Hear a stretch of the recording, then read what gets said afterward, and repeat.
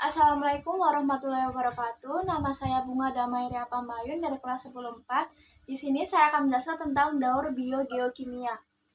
Nah, apa sih daur biogeokimia itu? Daur biogeokimia adalah perpindahan unsur-unsur kimia melalui lingkungan hidup atau yang disebut dengan komponen biotik dan lingkungan tak hidup atau yang disebut dengan komponen abiotik.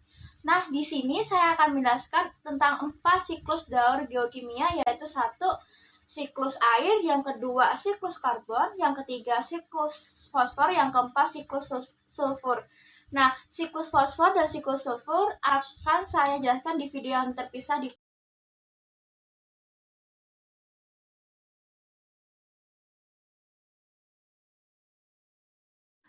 di sini saya akan menjelaskan tentang daur air atau yang disebut dengan siklus hidrologi. Nah, di sini ada awan, ada matahari, ada tumbuhan, ada tanah, ada aliran permukaan tanah dan air tanah, ada air laut, dan ada hujan. Nah, daur air mempunyai 5 tahapan, yaitu pertama penguapan, yang kedua kondensasi, yang ketiga presipitasi, yang keempat limpasan, dan yang kelima infiltrasi. Nah, pertama penguapan. Penguapan bisa berasal dari perairan dan juga bisa berasal dari tumbuhan.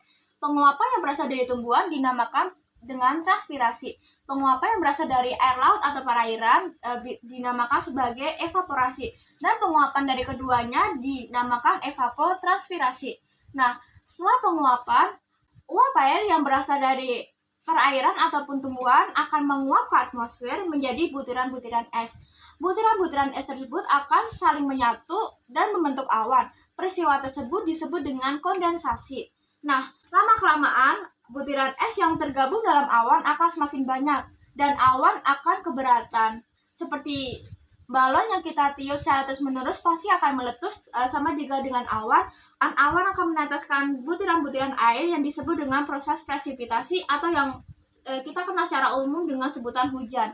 Nah, ketika hujan sudah turun dalam tanah, maka air hujan akan diserap oleh tanah. Nah, proses ini dinamakan infiltrasi. Nah, seperti sifat air yang mengalir dari tempat yang lebih tinggi ke tempat lebih rendah, air akan mengalir dari tanah yang dengan permukaan lebih tinggi dan ke yang lebih rendah. Nah, proses ini dinamakan dengan limpasan. Nah, setelah air bergabung dengan tanah akan membentuk suatu aliran air dan tanah, dan air tersebut akan kembali lagi ke laut atau bisa diserap oleh tumbuhan. Nah, proses tersebut akan kembali lagi ke proses penguapan dan proses-proses selanjutnya. Fase ini semua dinamakan daur air atau siklus hidrologi.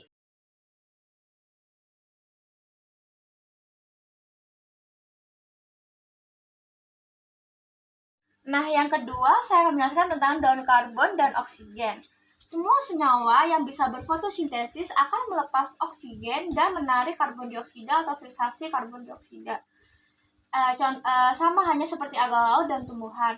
Alga laut akan melepas oksigen ke udara dan menarik karbon dioksida untuk melakukan proses fotosintesis. Sama hanya dengan tumbuhan akan melepas oksigen dan menarik karbon dioksida.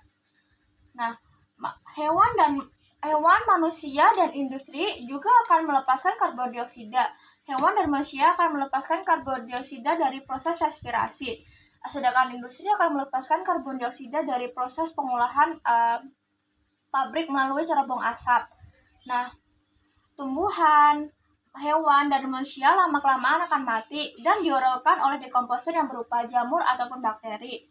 Dan hasil penguraian tersebut, hewan dan manusia menjadi jasad mati yang mengandung senyawa karbon sisa-sisa dari apa yang telah ia makan.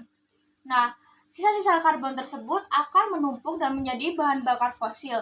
Bahan bakar fosil akan digunakan sebagai bahan bakar kendaraan dan juga akan melepaskan karbon dioksida berupa asap motor atau yang lain-lain ke atmosfer. Siklus ini terjadi selama berulang-ulang.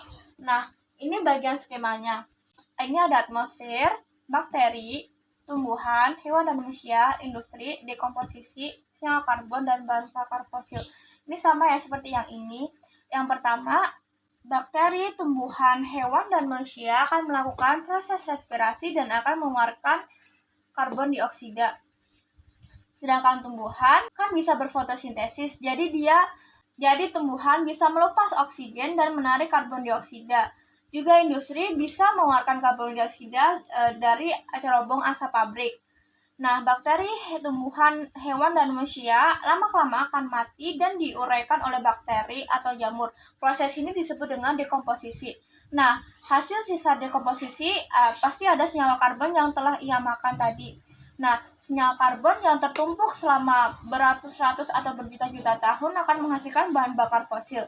Bahan bakar fosil akan digunakan sebagai kendaraan, sebagai bahan bakar untuk menyalakan kendaraan yang akan kembali lagi ke atmosfer melalui knalpot atau yang lain-lain. Beginilah siklus daur karbon dan oksigen. Cukup sekian dari saya penjelasan tentang siklus daur oksigen dan daur karbon. Daur sulfur dan daur fosfor saya akan jelaskan di video yang terpisah di part 2. Sekian penjelasan dari saya, kurang lebihnya mohon maaf. Wassalamualaikum warahmatullahi wabarakatuh.